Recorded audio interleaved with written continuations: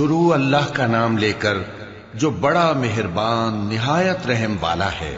اے پیغمبر صلی اللہ علیہ وآلہ وسلم، جو عورت تم سے اپنے شوہر کے بارے میں بحث و جدال کرتی اور اللہ سے شکایت رنج و ملال کرتی تھی، اللہ نے اس کی التجا سن لی اور اللہ تم دونوں کی گفتگو سن رہا تھا۔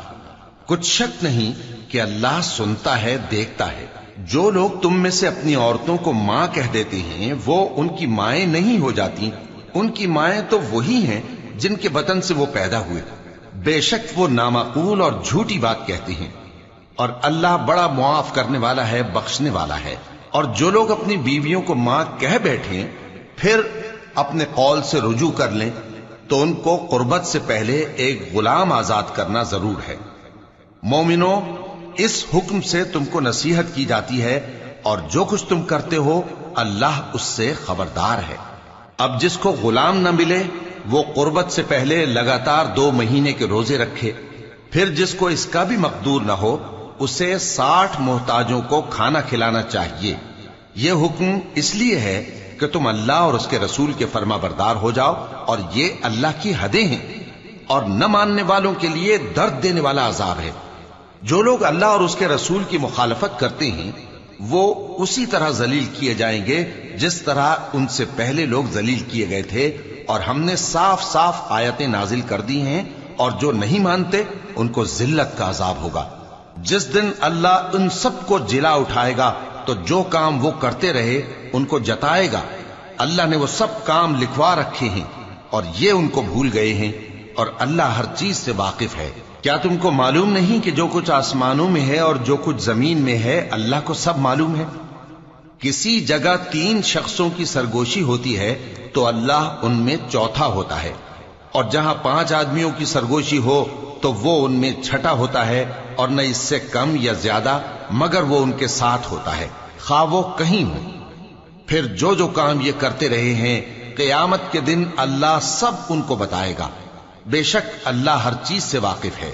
اے پیغمبر صلی اللہ علیہ وآلہ وسلم، کیا تم نے ان لوگوں کو نہیں دیکھا جن کو سرگوشیاں کرنے سے منع کیا گیا تھا، پھر جس کام سے منع کیا گیا تھا وہی پھر کرنے لگے؟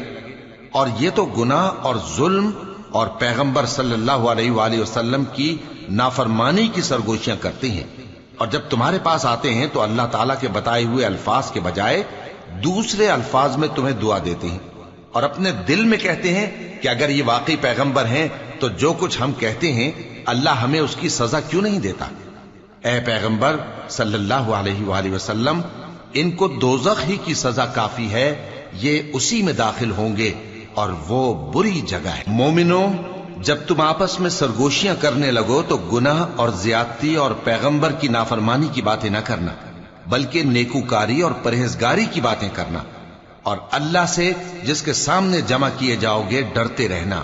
منافقوں کی سرگوشیاں تو شیطان کے اکسانے سے ہیں، جو اس لیے کی جاتی ہیں کہ مومن ان سے رنجیدہ ہوں، مگر اللہ کے حکم کے سوا ان سے انہیں کچھ نقصان نہیں پہنچ سکتا۔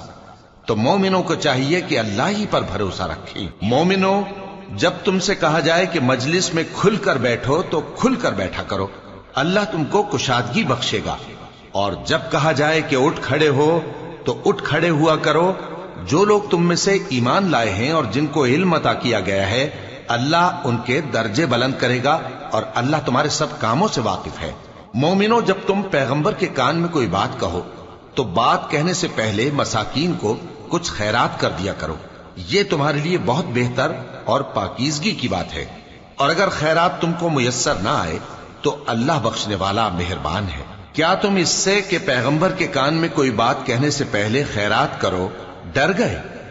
پھر جب تم نے ایسا نہ کیا اور اللہ نے تمہیں معاف کر دیا تو نماز قائم کرتے رہو اور زکوٰۃ دیتے رہو، اور اللہ اور اس کے رسول صلی اللہ علیہ وآلہ وسلم کی فرما برداری کرتے رہو، اور جو کچھ تم کرتے ہو اللہ اس سے خبردار ہے۔ بھلا تم نے ان لوگوں کو نہیں دیکھا جو ایسے لوگوں سے دوستی کرتے ہیں جن پر اللہ کا غضب ہوا؟ وہ نہ تم میں ہیں نہ ان میں، اور جان بوجھ کر جھوٹی باتوں پر قسمیں کھاتے ہیں۔ اللہ نے ان کے لیے سخت عذاب تیار کر رکھا ہے۔ یہ جو کچھ کرتے ہیں یقیناً برا ہے۔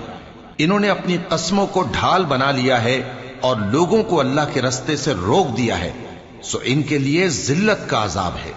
اللہ کے عذاب کے سامنے نہ تو ان کا مال ہی کچھ کام آئے گا اور نہ اولاد ہی کچھ فائدہ دے گی۔